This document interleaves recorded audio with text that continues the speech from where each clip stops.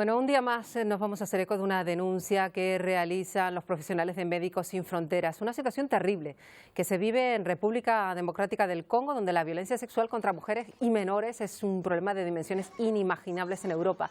Lo peor, pues la falta de apoyo para las personas supervivientes de la violencia sexual. Desde Médicos Sin Fronteras piden ayuda a las autoridades del país y también a todos los socios para poder dar asistencia a todas estas personas.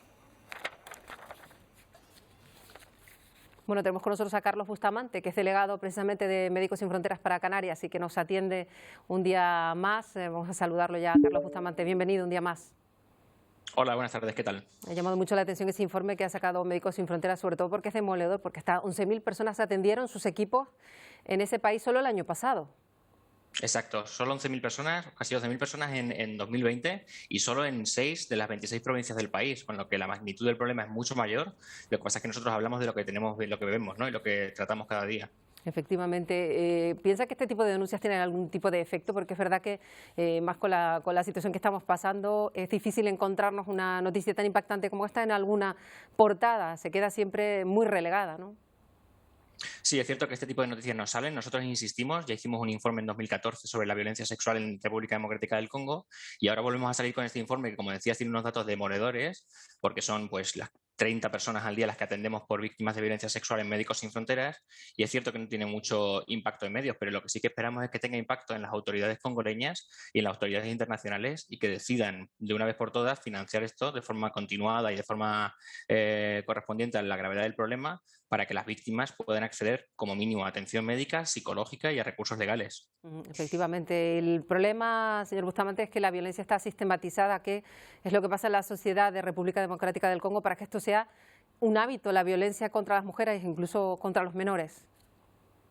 Sabéis que en República Democrática del Congo hay una situación de conflicto permanente desde hace muchos años y siempre se habla de la violencia sexual como arma de guerra y este es un problema importante. Es cierto que no toda la violencia sexual tiene que ver como arma de guerra, con los combates. Sí que cuando hay combates, tropas que se mueven, se incrementa mucho, pero también vemos cómo hombres desarmados en zonas estables también están ejerciendo la violencia sexual, mayoritariamente contra mujeres, pero también contra menores. Claro, la cuestión es que todo esto supone una doble condena para las personas que son víctimas de este tipo de violencia. A lo mejor en Europa pues sabemos que una persona agredida sexualmente va a tener un apoyo, una red de ayuda por la parte de las instituciones. En República Democrática del Congo tienen a ustedes, a Médicos Sin Fronteras y poco más.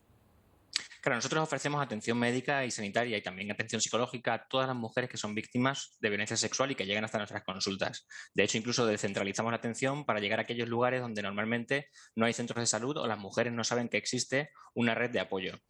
Pero también es verdad que desde el punto de vista de las autoridades sanitarias, de las autoridades congoleñas, no tienen ningún recurso y no solo necesitan atención médica y sanitaria, que por supuesto es muy importante, sino que también necesitan tener un apoyo legal que les permita denunciar a quien quiera a los perpetradores de esa violencia y también, sobre todo, un apoyo socioeconómico. Tener en cuenta que muchas mujeres de las que son víctimas de violencia sexual son marginadas por su comunidad o tienen que dejar de trabajar y con esto pierden el recurso económico que les permite sobrevivir cada día. Muchas son violadas, por ejemplo, cuando van a trabajar al campo. Cuando una vez que han sido violadas o que han sido víctimas de un episodio de violencia sexual en su trayecto de casa al trabajo, del trabajo a casa, es muy difícil que estas mujeres quieran volver a hacer ese trayecto por miedo y por el trauma que les supone. Claro, pues nos hacemos eco, como siempre, de esta denuncia que realizan Médicos Sin Fronteras para que los ojos se vuelvan hacia ese país de África que sufre pues, ese nivel altísimo de violencia sexual contra las mujeres.